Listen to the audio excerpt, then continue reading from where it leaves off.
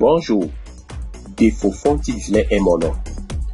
À la base, je suis un enseignant qui réside au Cameroun.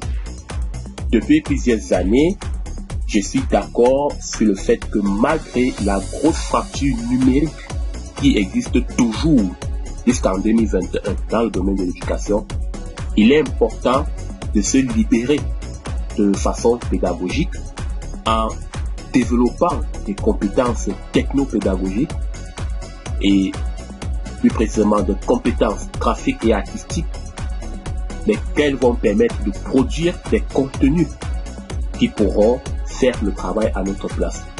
D'ailleurs, pour le mois de mars, je donne une petite formation aux stagiaires sur l'acquisition des compétences basiques dans la production des documents nécessaires à la réalisation des contenus scientifiques.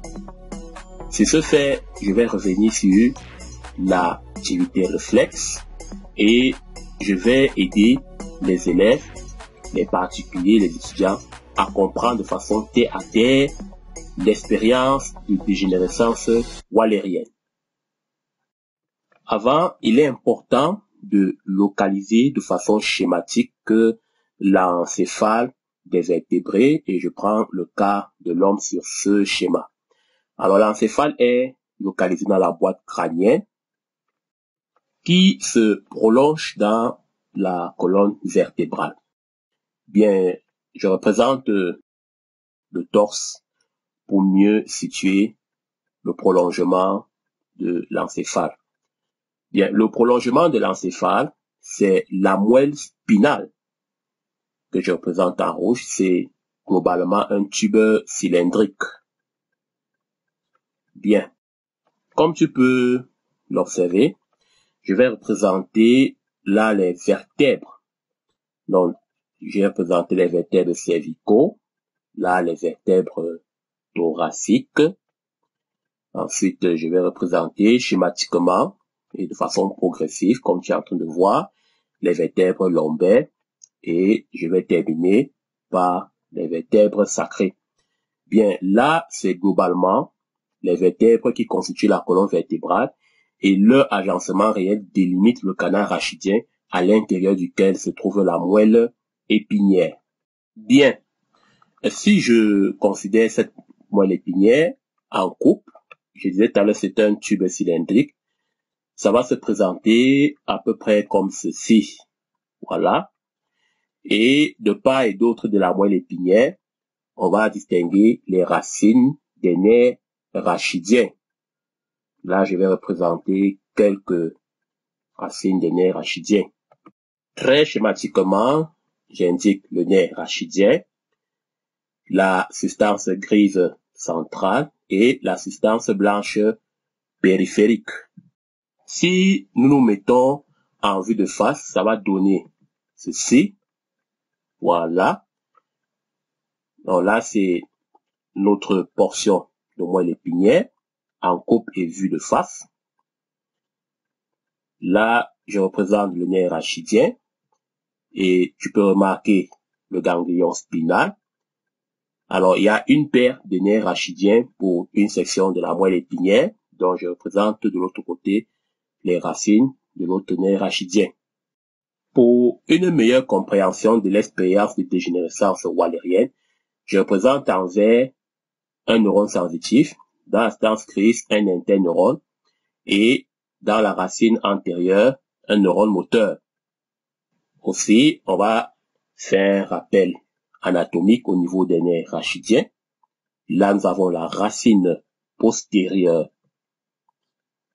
On parle aussi de racine dorsale.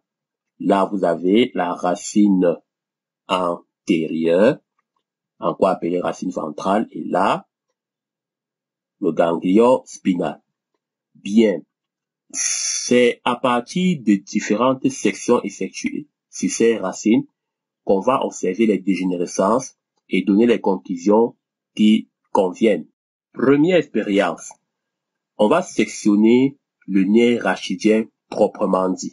On va observer une dégénérescence des fibres sensitives et motrices côté périphérique. Pour faire simple, dégénérescence signifie disparition.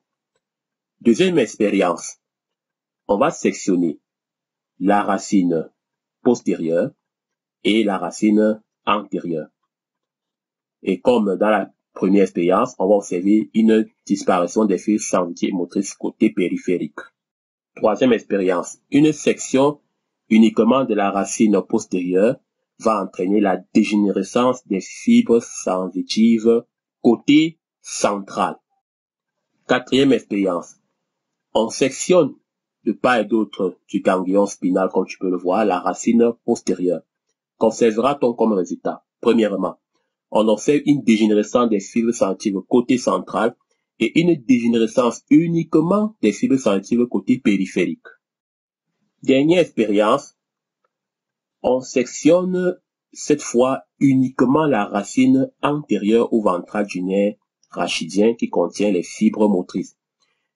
Et on va observer la dégénérescence ou la disparition uniquement des fibres motrices côté périphérique. Bien, cette expérience permet de tirer deux principales conclusions. Et ces conclusions sont les suivantes. Les corps cellulaires des fibres sensitives sont localisés dans le ganglion spinal et les corps cellulaires des neuromoteurs sont localisés dans la substance grise de la moelle épinière. Eh bien, chers amis, voilà en quelque sorte les conclusions auxquelles on aboutit grâce aux expériences de dégénérescence wallérienne. Je suis sûr, convaincu que tu as compris cette vidéo et pour ceux qui sont avec moi, on fera toutes les évaluations des compétences sur le sujet. À très bientôt.